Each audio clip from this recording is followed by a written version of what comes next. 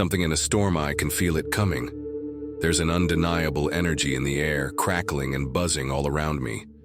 The gentle breeze brushes against my skin, making the hair on my arms stand up. It's such a peculiar sensation. As I gaze into the distance, past the trees at the edge of the meadow, I notice a dark wall advancing, swallowing the gray, misty sky. Even if it's chilly, I don't feel it. My attention is entirely captured by the looming cloud. Is that really what it is? I've never encountered a cloud like this before. It seems to absorb all light behind it, and though it moves slowly, it's clearly on its way to envelop me soon.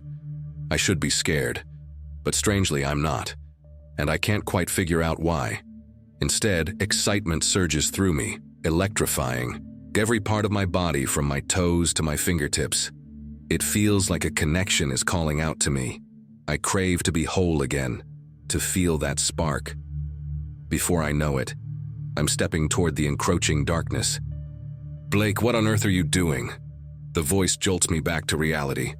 I halt in my tracks. Get back here. Are you out of your mind? As I turn around, I spot her. She's bundled up in a jacket, worry etched across her face.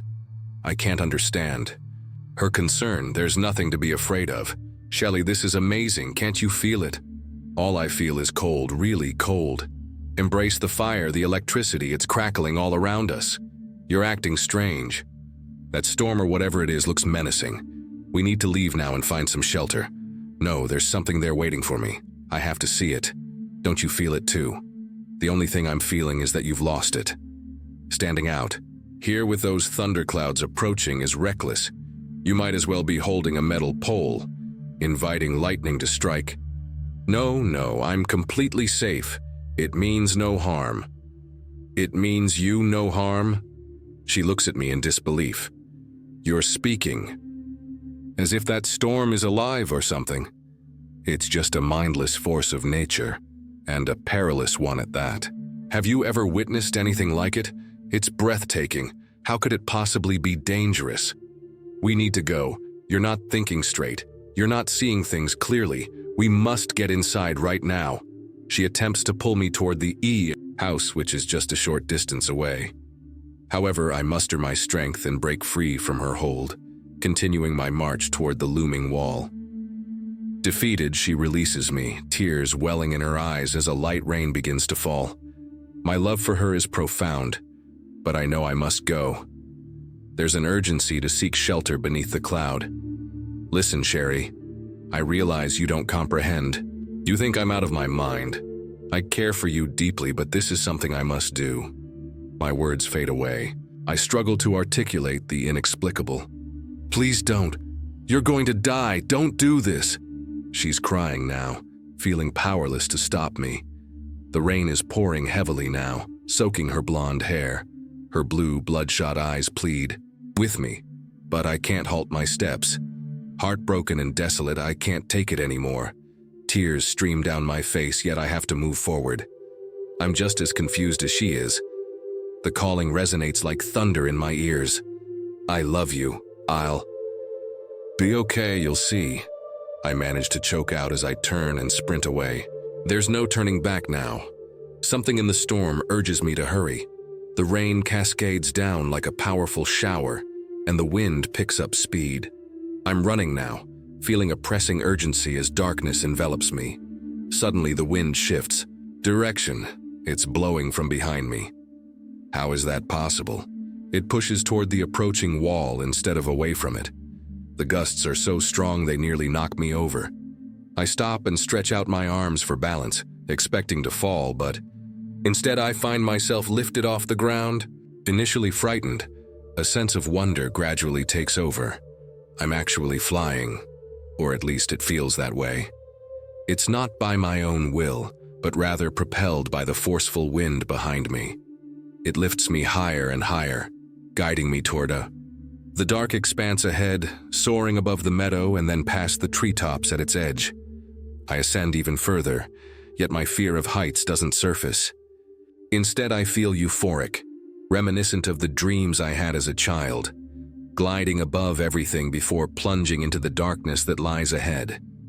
Out of nowhere, Everything turns dark. I can't see a thing, yet I sense that I'm still ascending. I'm still soaring through the void. A hint of fear creeps in due to the emptiness and the abrupt loss of direction. The oddity and sheer impossibility of it all nearly overwhelm me.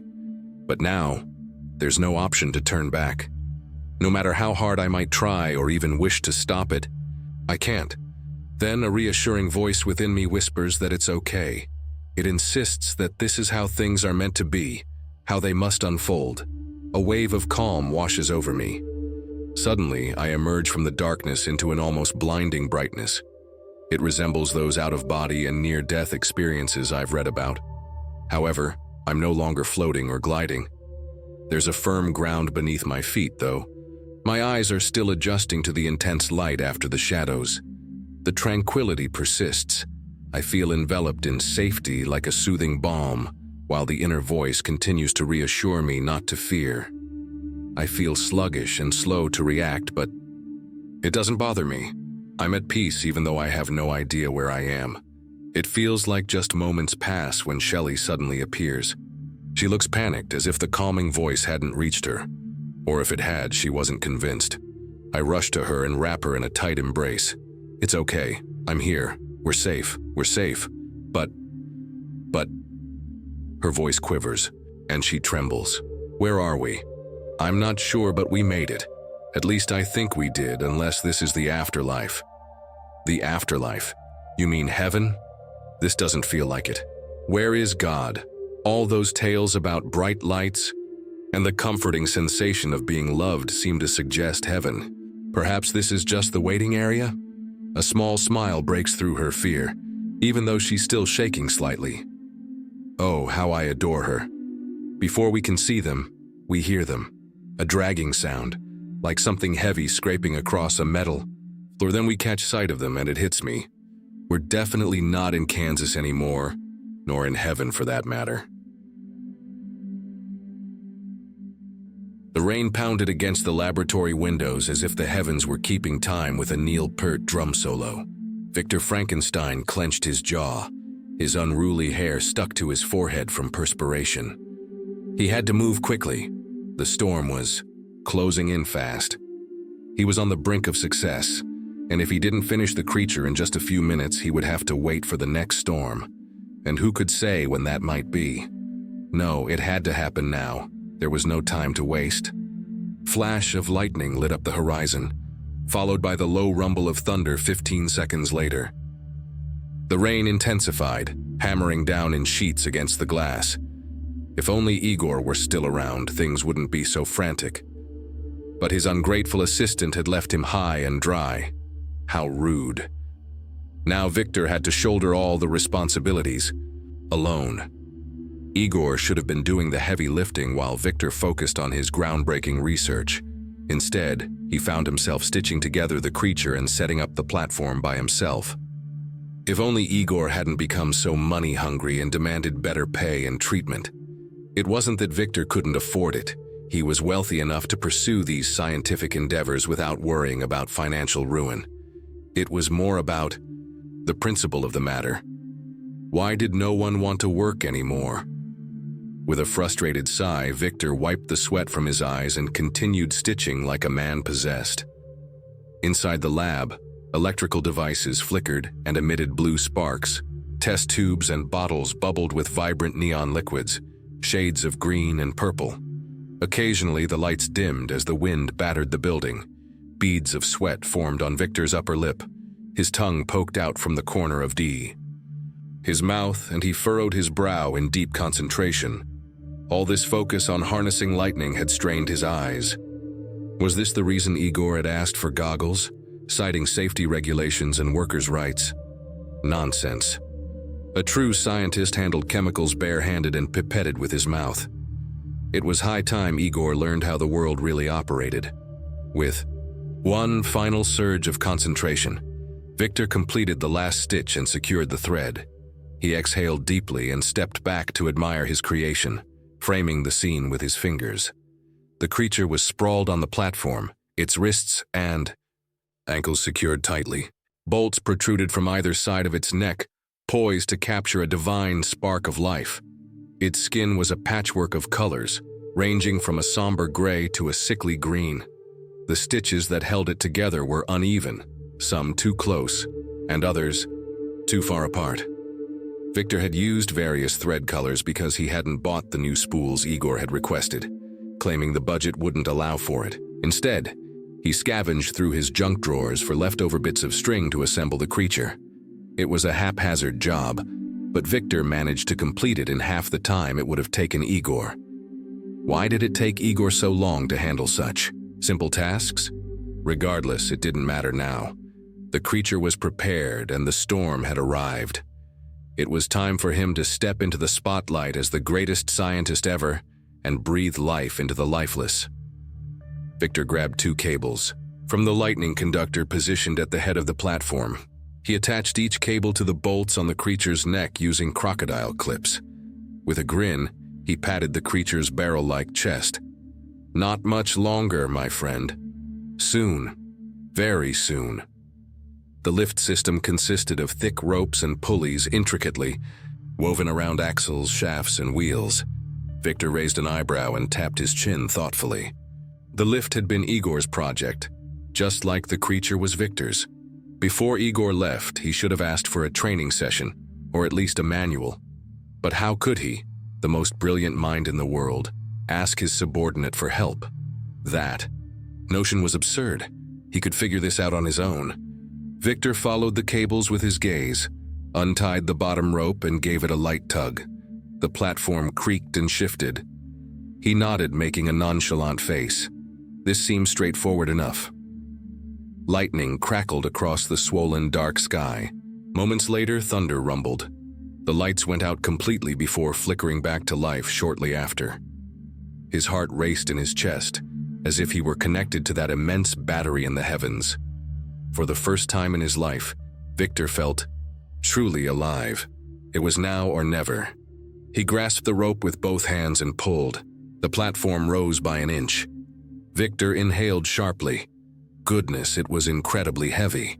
It made sense why Igor had such muscular arms, lifting this contraption day and night. Victor, the quintessential lab dweller, had never been one for manual work. He much preferred to engage his intellect. He wrapped the rope around his hands, positioned his legs in an A shape, and pulled with all his might. The platform trembled and ascended in jerky movements. It swayed back and forth as Victor's awkward, inexperienced tugs caused it to lurch. Veins bulged on Victor's temples, and his gums throbbed from the tension of clenching his teeth. Luckily, he had secured the platform, otherwise it would have toppled off like a sibling claiming the top bunk. He gasped, wheezed, and continued to pull with determination. As the platform reached the ceiling, the roof opened up, sliding apart to reveal a glimpse of the sky. Rain poured in, cascading over the platform and drumming against the filthy linoleum. A chill breeze rushed inside, whisking away papers and scattering them everywhere. Goosebumps erupted across Victor's skin, not solely due to the cold. His arm, strength began to fade, yet he pulled harder, grateful for the wind that dried the sweat on his body. The platform continued to rise, sealing the roof until only a few drops of rain trickled through. With trembling, fatigued hands, Victor collapsed onto the pulley, wrapping the rope around and securing it. He held on for a moment longer, unsure if it would hold. Then, he released it and jumped back. But the pulley system remained intact and the platform stayed put. He chuckled at both his strength and cleverness. He really was quite brilliant, wasn't he? Leaning against the central column of the pulley, he took a moment to catch his breath, waiting for feeling to return to his limbs.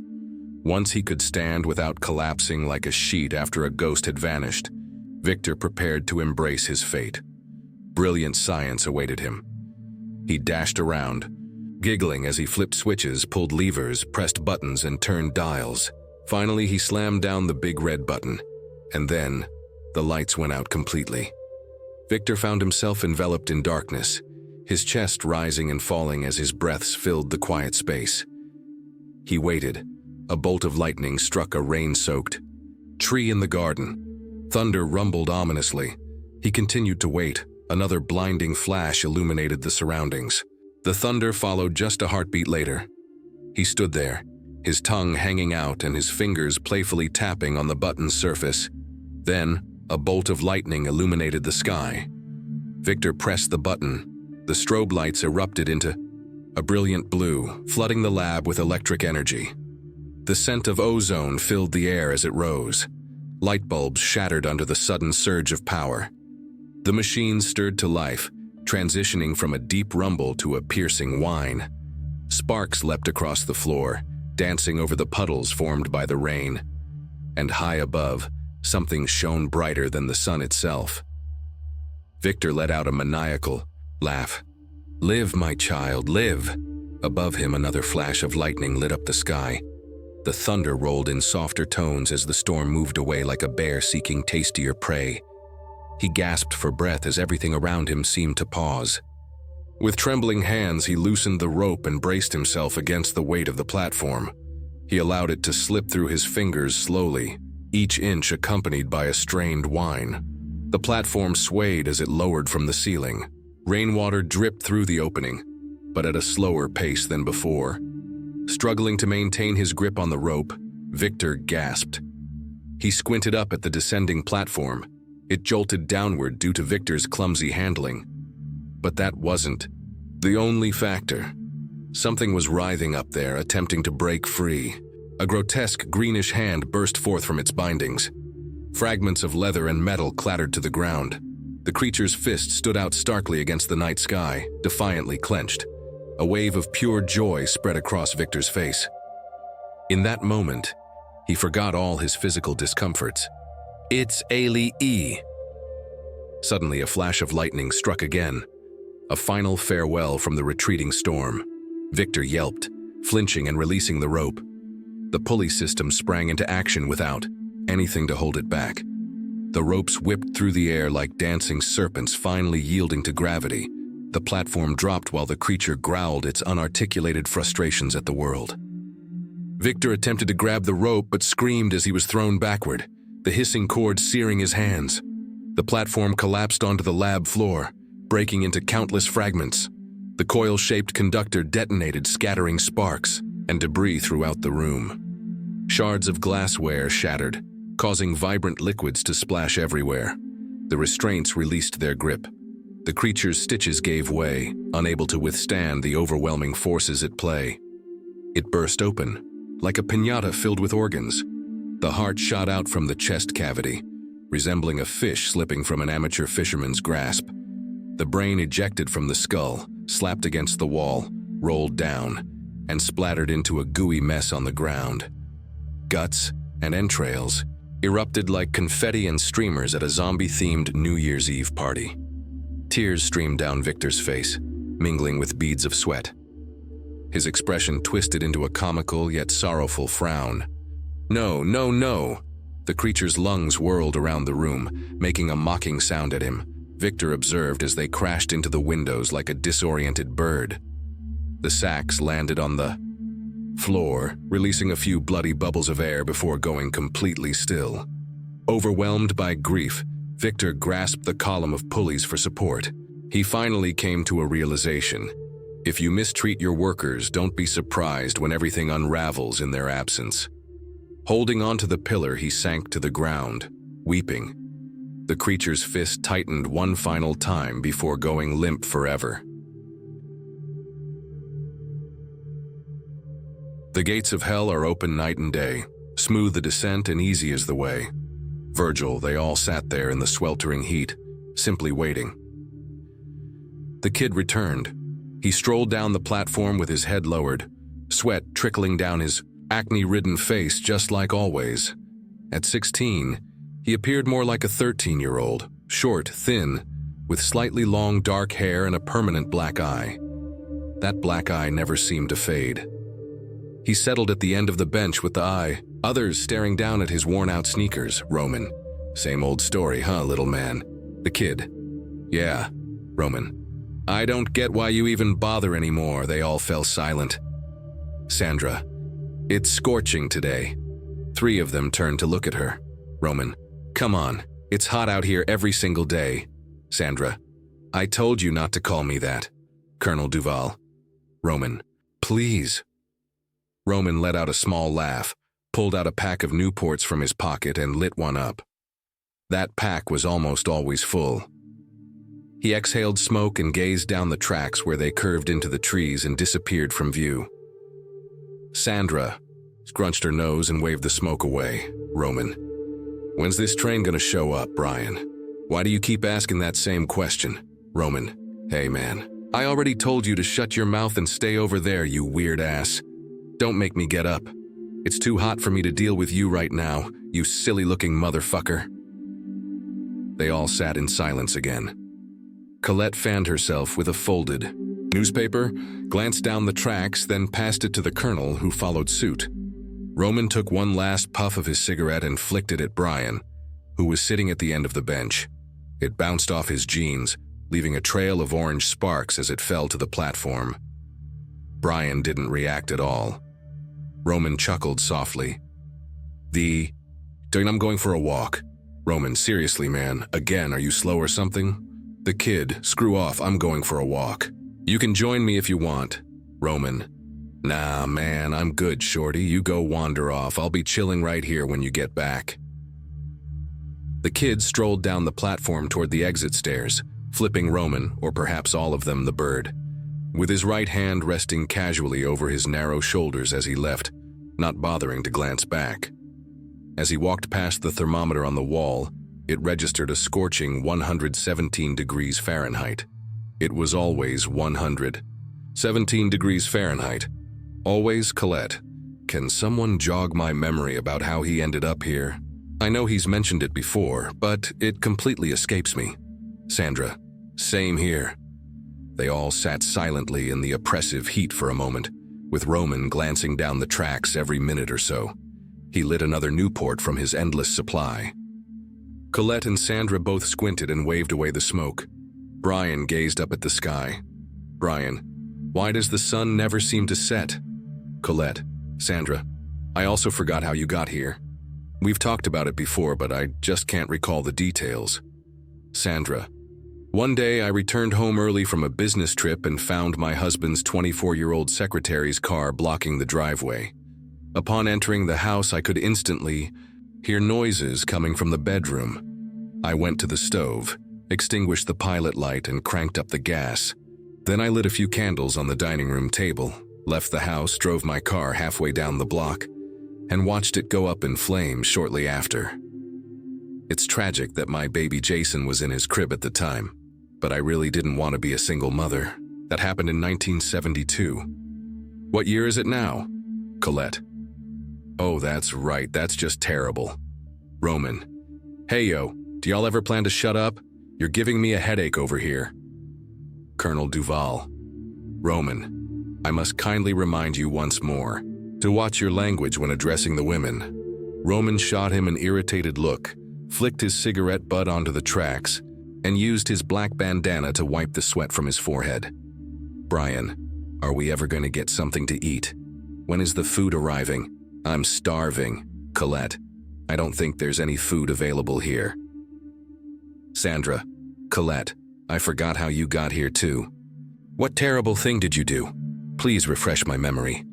Colette shot Sandra a wounded look for a brief moment before breaking into a wide grin, responding in an overly sweet and friendly manner that felt completely insincere.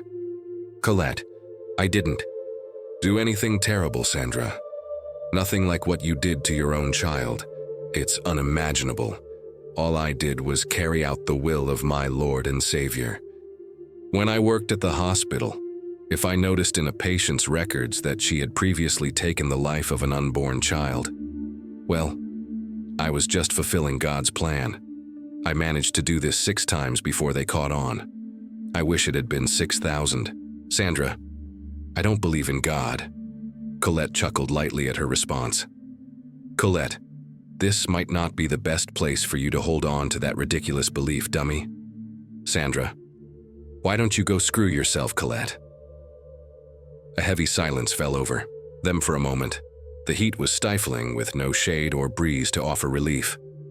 Brian, when are we going to eat something? Colonel Duval. Son, I've been here far longer than any of you. I can assure you there won't be any meals served. Brian, well, we all need water. Will we get some water eventually? The colonel chose to ignore that question. After a while, Roman decided to speak up. Roman, hey, old man, remind me how you ended up here. Colonel Duval, I fought in the war. At Antietam, we captured some Confederate soldiers and needed intel about troop locations, numbers, and armaments. We resorted to certain methods to extract that information quickly, but later I was court-martialed, and both my commanding officer and I were hanged in Washington for our war crimes. It caused quite a scandal back then. Roman, Antietam, where's that, man? Iraq? Colonel Duval, no, son, that's in Maryland. Can you please remind me how you got here? I apologize. My memory isn't what it used to be. Roman, I shot a few guys. Colonel Duval, excuse me, son. Could you say that again? Roman, yeah, I took out a few guys just down the street from my place in Washington Heights. I've been controlling that corner for 3 years, and then one day these punks show up, set up shop, and start taking my customers. It wasn't something I had to think about too hard. Damn. I also ended up hitting a delivery guy who was bringing beer into the bodega on that corner, but that wasn't intentional. He just happened to be in the wrong spot at the wrong time. After that, I had a shootout with the NYPD. It all went down pretty fast. I got hit a couple of times in my back and once in my neck. Anyway, man, that's how I ended up here. He gestured towards the scar on his neck and lit another cigarette. The kid was making his way back down the platform, his olive drab green U.S. Army t-shirt soaked with sweat. The thermometer consistently read 117 degrees Fahrenheit. Sandra, can someone refresh my memory on how he ended up here? For some reason, I can't seem to hold on to these details. Colette, I don't remember either, but I'm pretty sure he didn't burn his child alive. Sandra shot her an angry glare, frowned, and turned away, crossing her arms over her chest. Roman stared down the tracks. Sandra, screw you, Colette. Colette grinned, looking self-satisfied. Roman, so when is this train going to arrive? Sandra, I really regret what happened with my son, Jason. I just didn't know what else to do in that moment. That's why I drove to the bridge afterward. The kid settled down at the end of the bench. Sandra, hey kid, I'm sorry. Can you remind us how you got here again? The kid, I took my dad's gun to school, shot a few bullies and this one jerk of a gym teacher. Then I shot myself. The kid was always pretty quiet. Roman, same story, huh, little man? The kid, yeah, I walked and ended up right back here, just like every time. Felt like I was walking for 2 hours. I wish I had my iPhone. How long was I gone this time? Roman, I'm not sure, man. Maybe 4 or 5 minutes. Did you see anything new? The kid, nope. It doesn't matter which direction I take. It's just a long, empty road. Then I pass by an empty high school that looks just like mine. And then I find myself back here. He gazed down at his worn-out, filthy sneakers. Colette chimed in. Perhaps next time you should pop into that school and sign up for some geography lessons. She chuckled at her own quip while the kid shot her a serious glance. Sandra mirrored his expression. Sandra remarked Jean-Paul Sartre once said, "Hell is other people." I think he hit the nail on the head. Crossing her arms, Sandra turned her gaze away. Colette asked, Brian, how did you end up here? Brian replied, I've already explained it. Between 1985 and 1992, I took 17 women before getting arrested. Most were prostitutes. After that, I spent about 14 years on death row in Huntsville, until my appeals ran out. Are they going to serve us? Any food? A heavy silence fell over them as they simmered under the relentless heat of the sun. After a few moments, Roman glanced down the tracks. Roman questioned, when is this train going to arrive? Colonel Duval advised, I wouldn't be so eager, son. Roman retorted, oh, really? Why's that? Colonel Duval hesitated, studying the tracks, stretching off towards the desert before turning back to Roman. He explained, Well, son, we can't predict where that train will take us, can we? After another brief pause, he stared off toward the desert again, speaking softly without looking back. Colonel Duval continued, "Maybe this moment is the best part. What if it only gets tougher from here? What if this is merely the start?" Roman lit up another cigarette, then turned away, quietly focusing on the tracks where they curved out of sight behind the trees. He exhaled, letting the smoke drift down the bench toward the others. They all sat there waiting for the train. Eventually, the kid wandered off again, returning shortly after, soaked in sweat. Brian still felt hungry. Colette and Sandra avoided eye contact. The colonel wore a serious expression, while Roman kept reaching into his seemingly endless pack of cigarettes. The temperature soared to 117 degrees Fahrenheit. They remained there in the sweltering heat, simply waiting. The letter showed up after Michael had already departed. It was probably for the best, as if he had lingered a bit longer.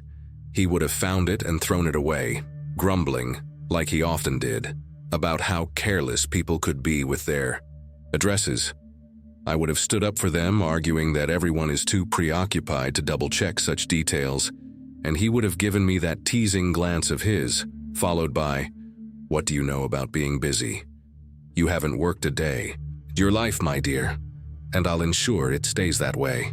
He would have winked at me, one of those charming winks that always made me chuckle, even though a twinge of guilt would settle in my heart because deep down, I knew he had a point. But Michael never saw the letter. The one addressed to WH, tucked inside a yellowed envelope paired with a postcard from New York. No, it wasn't meant for me, yet it had been sent to this address. I made the decision to open it. Michael often claims that women are born with an inherent curiosity, no matter how much they try to hide it. He must be on to something, as the handwriting of this unknown person captivated me, and I didn't hesitate for a moment before ripping open the envelope. "Don't you love me anymore, Anna? Is that what this is? Is there someone else? You must tell me if there is. You promised to wait for me, to return to this poor soul who is longing for you, who breathes and whispers your name with every breath. Please speak to me, even if it's just to curse me. A single word from you would mend any wound inflicted by your silence." Initially, I was uncertain about what a woman like me could possibly say to this stranger, but having known Anna and loved her deeply, my hands instinctively reached for pen and paper, moving with a fervor that took me by surprise. To WH, "Good morning. You may not know me, but your letter has awakened feelings within me that I thought were long gone. Allow me to help alleviate your sorrow in return. Anna has leased her house to my husband and me for the summer. Let me paint a picture of it for you.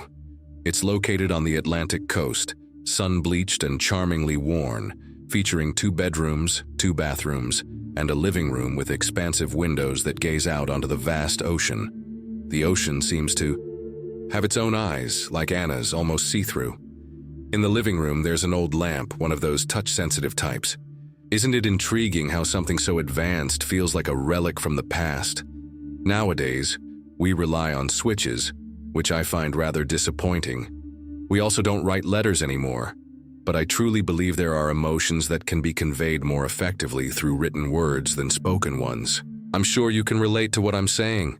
Take care, Elise." I folded the letter neatly and placed it into a pink envelope, a gift from Michael, who encouraged me to write to my parents more frequently during our beach getaway. The stroll to the post office was brief and tranquil, just 3 blocks away. This seaside location is absolutely stunning. The sound of waves crashing in the distance, along with the salty breeze filled with the essence of the ocean. It's invigorating. People wandered along the bay in their swimsuits and hats they'd never wear in the city, fully embracing the thrill of the unfamiliar. Meanwhile, I walked in my regular clothes, feeling like a phony tourist, lacking that sense of freedom. Carrying that pink envelope felt odd, as if it didn't truly belong to me, as though someone might snatch it away at any moment. In the distance, I thought I spotted a figure observing me, I could almost convince myself it was her. I realized the letter had been received when another one arrived shortly after Michael kissed me goodbye. "How have you been feeling here?" he asked before departing. "I feel good, close to her," I replied, smiling with an unusual impatience, a rush of adrenaline coursing through my veins, sending chills down my spine. It had been ages since I felt this way. He returned my smile. "I'm glad, love. Michael had secured a summer job here." His restless spirit prevented him from spending his mornings aimlessly, unlike me. He was a dedicated salesman, disciplined, assertive, and always on the go. Rising early to jog, he took cold showers before heading straight to work. While he told everyone it was a vacation, the reality was that he brought me here to help with my chronic indifference following Anna's passing. I had stopped eating and sleeping, merely gazing out the window, watching cars drive by, the sun dip below the horizon, and the neon lights flicker to life, hoping to catch a glimpse of her smile somewhere on the street. Michael thought a change of scenery would do me good. More sunshine and fresh air in a place that once belonged to her. He was right. I cherished waking up to the sounds of waves crashing and seagulls calling. I often pondered how Anna perceived the world. At times it felt as if she lent me her perspective, making everything appear more vibrant and colorful. This house by the bay held an odd sense of familiarity, stirring a longing within me that I hadn't experienced in years. Anna had urged me to be patient for those letters. I could sense it. The letter arrived on the same faded yellow paper, though. I was certain it had once been white. It was from a man named Wallace who claimed Anna had been his girlfriend during college. He mentioned that she had promised to write to him but never followed through. I reminisced about Anna, her golden hair, her eyes reminiscent of a summer sky, and her perfect smile featuring two slightly larger front teeth. The image of her surfing on ocean waves struck me. I realized I could never measure my life against hers, not now, not even in this place. "Dear Elise, I feel ashamed of my earlier actions. I apologize for subjecting you to such a childish outburst from an adult. You're correct about life feeling like it's regressing, becoming less exciting. Humans seem to have an obsession with the ordinary, I suppose.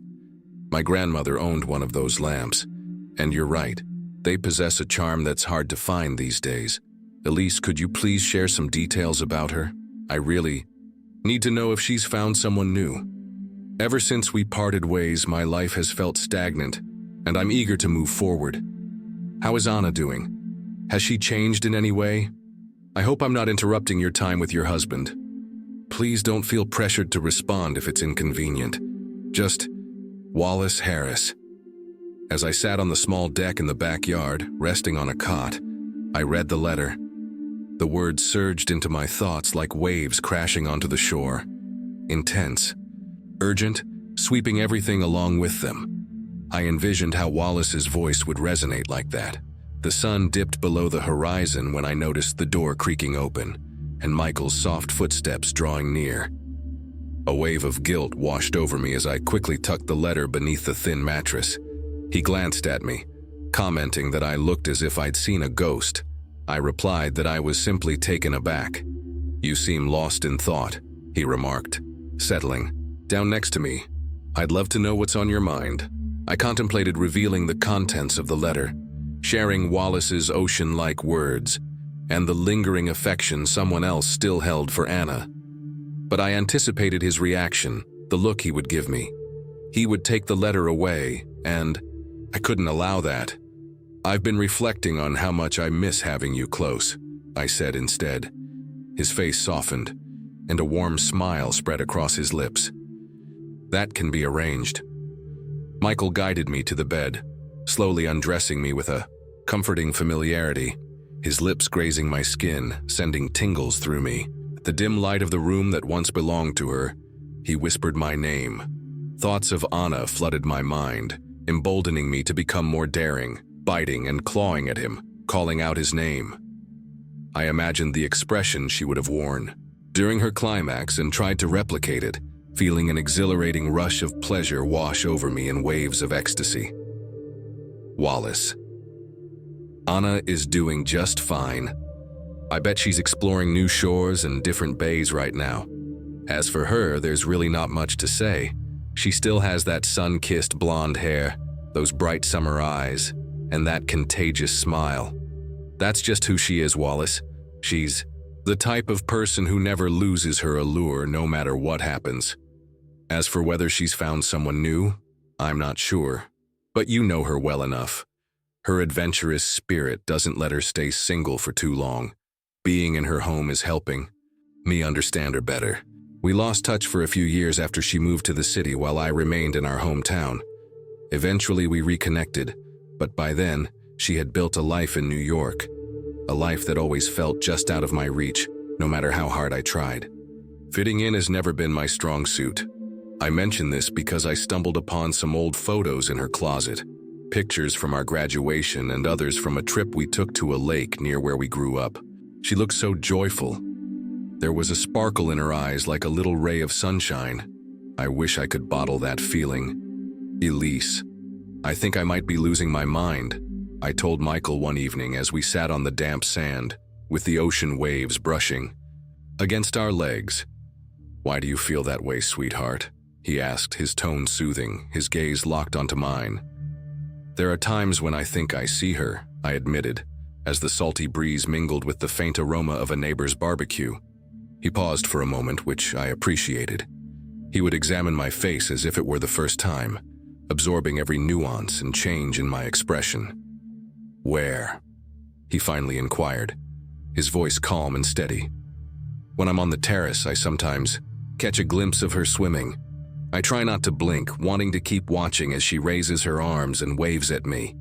I wave back, but my eyes start to sting, and then she disappears.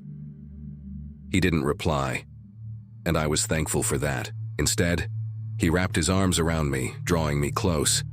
I could feel the warmth of his sun-kissed skin and the mix of sweat and sea air on him. I closed my eyes, feeling grateful to be cherished by someone like him. I've spent a lot of time reflecting on your reply, and I've realized that you're absolutely right. It's time for me to find closure. I understand her essence. I wouldn't want to hinder her. She's not someone who can be kept waiting. Now I'm curious. What kind of person are you? What were Anna and Elise like back in high school? I used to inquire about her life before moving to New York, but whenever I did, her expression would shift. There was a sorrow in her eyes that I can't quite put into words. She never even mentioned you. Wallace. Michael discovered the letter tucked away in the old dresser in Anna's room while searching for a tie he never wore. What is this? His voice reverberated off the walls, sharp and accusatory. Who is Wallace? Wanted to clarify, but the words stuck in my throat. He didn't get it. When I looked up, I saw the serious look on his face, which only fueled my anger. Why did it concern him? This wasn't his issue. I came here for you, he said, pacing the room, because you kept asking, and I thought it might help. And now you're writing to some stranger fixated on your deceased friend. Do you have any idea how difficult it was to persuade her parents to let us stay here? Shut up, I yelled. You don't know she's gone. The wind howled against the thin glass of the window, and for a fleeting moment I thought I heard her voice, gentle and sweet, like honey drizzling from a spoon. Elise, Elise, Elise. A surge of panic overwhelmed me, quickening my pulse and making my legs feel weak. Michael observed me, his eyes narrowed before releasing a long sigh. Elise, she drowned. You need to come to terms with that. You don't understand. I didn't want to raise my voice, but the wind was deafening. You don't know how it happened. The news had reported it. The papers had stated it. Yet I was convinced that one day she would appear, her hair drenched, her smile bright, ready to share another story. And then I could finally apologize to her. Michael's fists tightened, his face growing red. She was my friend too. How do you think I feel standing here, surrounded by her photos and the unfinished books she left behind? But you asked me to do this, Elise? Maybe bringing us here was a mistake. Hearing that sparked a fury within me, a seething anger that made my head spin. How could he dare to suggest he understood my feelings? He hadn't loved her the way I did. In fact, he hadn't loved her at all. He wasn't even present.